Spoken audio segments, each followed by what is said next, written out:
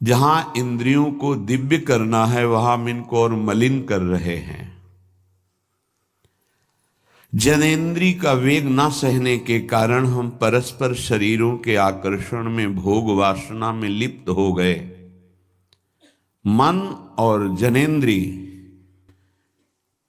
संपूर्ण रूप से काम वासना से युक्त होने के कारण मलिन हो गई। ये देह पिंड चाहे पुरुष शरीर हो चाहे स्त्री शरीर हो, कोई खास बात नहीं इसमें। इसमें खास बात है भगवान की प्राप्ति कर लेना। खास बात है तुम्हारा चिंतन दिव्य हो जाना। खास बात है इस शरीर से सबकी सेवा बन जाए। माता पिता भाई बंधु परिवार समाज राष्ट्र धर्म भगवान सबकी सेवा बन जाए तो ये शरीर सार्थक हुआ। नहीं क्या मांस का पिंड है, रक्त संचरित नसनाड़ियां हड्डी त्वचा और इसमें जो डालो मलमूत्र बन गया। जितने द्वार हैं उनका सबको परिचय है ही है। कौन से सुख के लिए परस्पर शरीर में आकर्षण होता है? सच्चिदानंद सुख की लालसा वाला शारीरिक सुख के भोग में यदि अनेक जीवन व्यतीत करने के बाद ये भी जीवन व्यतीत कर दिया तो हाथ क्या लगेगा? इतना जीवन व्यतीत कर दिया, क्या हाथ लगा? बहुत विवेक विचार की जरूरत है। धर्मयुक्त काम भगवान ने अपना स्वरूप बताया है सृष्टि संचालन के लिए। यदि विवाह पाणी ग्रहण संस्कार करके संतानोत्पत्ति के लिए विधान किया गया है तो वो धर्मयुक्त काम है। व्यभिचार वहां भी नहीं, धर्मयुक्त काम। अन्यथा धर्म विरुद्ध यदि काम का सेवन किया जाए तो घोर पापाचरण बनने लगता है और मलिनता पे मलिनता होती चली जाती है। स्त्री रूपा मेध्य पिंडे मुंह रमृत धिया। हमारी बुद्धि इतनी मलिन हो गई है कि मलमूत्र के द्वार को अमृत पान का स्वरूप समझते हैं। कितनी निकृष्ट बुद्धि है। इन शरीरों पे है क्या? ऊपर के द्वार देखो, आंख से कीचड़ निकले, नाक से कितनी खखार के थूको, वमन करके देखो।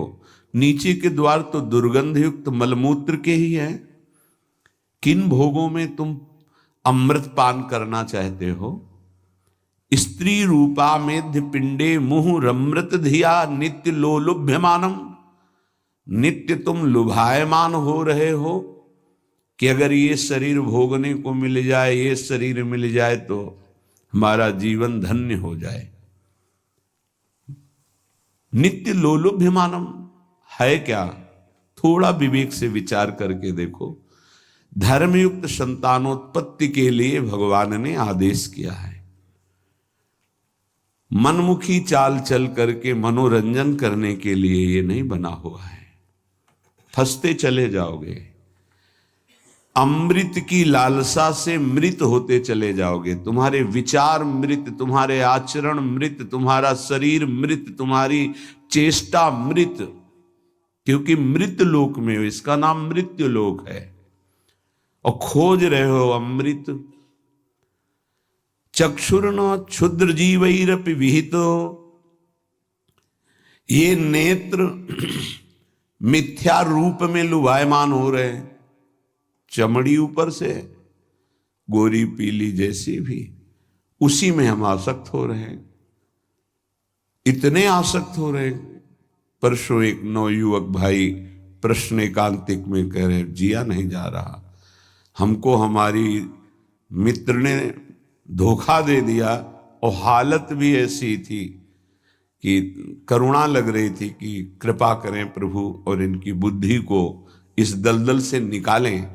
वो जीवन से हारा हुआ व्यक्ति बैठा हुआ है केवल एक बात में कि उसको उसके किसी मित्र ने, मतलब स्त्री शरीर ने उसको धोखा दे के दूसरे से ब्याह कर लिया। धोखा देके मतलब मन की गति है, इसमें धोखा और सही का क्षेत्र नहीं है। ये तो विचरण करता रहता है, आज ये आज ये आज ये। इसका कोई बिरला इसकी इस गति को रोक दे, वही साधना परायण साधक कहा जाता है। पर ऐसा नहीं होता है। जहां तुमसे बढ़कर कोई मिला तो वहां दृष्टि उसकी जम जाएगी, तुम्हें छोड़ देगा। संसार का खेल यही है। तुम्हारा प्यार अगर सही ठिकाने पे पहुंच जाए तो सार्थक हो जाए। वो प्यार मूर्ति प्रेम के खिलौना दो खेलत हैं प्रेम खेल, प्रियालाल, इनसे प्रेम हो जाए तो निहाल हो जाओगे। पर इनसे प्रेम करने के लिए कठिनता है। पहले सर्वत्र से राग हटावे तो इनसे प्रेम होता है, अन्यथा नहीं। सर्वत्र की ममता बटोर कर इनके चरणों में तब प्रेम होता है। बोले नेत्र दूषित हो गए बस यही देखते हुए। यही दुर्दशा है जीव की। सामने भगवान हैं चराचर जगत के हृदय में, उनको कोई नहीं देखना चाहता, और बाहरी केवल चमड़े को देख करके हम आकर्षित हो रहे हैं। ये चमड़ी ज्यादा दिन नहीं टिकेगी, जिसकी तुम देख रहे हो उसकी और तुम्हारी भी, ये नष्ट होने वाली है। इन्हीं को शासन में साधक रखता है। नेत्रेंद्री हम जहां चाहें वहीं जाएगी, अन्यथा नहीं जाएगी। अभ्यास कीजिए नाम जप के द्वारा। ऐसे थोड़ी कि बात कर रहे हो किसी संत से भगवत चर्चा और तुम्हारी दृष्टि जा रही बार बार, और इतनी हिम्मत तुम्हारी कि भगवत भाव के वातावरण में तुम्हारी अशुद्ध वृत्ति उधर देखने की कोशिश कर रही। क्या देख रहे हो? चुप हो, एकदम शांत। चक्षुर्न क्षुद्र जीवैरपि विहित मृषा मानना अत्यंत मग्नाहा। ये क्षुद्र जीव समझ नहीं पा रहे कि नेत्र किसके लिए मिले। ये नेत्र मिले भगवत साक्षात्कार के लिए। ये विचार करो 5 मिनट आंख बंद करके, अगर ऐसे ही तुम्हारी आंखें छीन ली जाएं तो सोचो कैसा तुम्हारा जीवन होगा। जिन आंखों से तुम गंदी बातें कर रहे हो, गंदी बातें देख रहे हो, यही आंखें भगवान छीन लेते तुम्हारी, तो क्या तुम्हारा जीवन होता। आज तुम्हें भगवान ने आंख दी है, तुम इससे धर्म का दर्शन करो, सब में भगवत दर्शन करो, श्री विग्रह के दर्शन करो, संत दर्शन करो, नेत्र पावन करो। नेत्रों को दूषित कर लिया हमारी वाक इंद्री। जब हम इससे चिदानंद नाम जप करते हैं, चिदानंद लीला का गायन करते हैं, तो वाणी भी चिदानंद हो जाती है। श्रवणेन्द्रिय, जब इससे हम नाम कीर्तन सुनते हैं, नाम जब सुनते हैं, भगवत लीला सुनते हैं, तो श्रवणेन्द्रिय चिदानंद हो जाती है।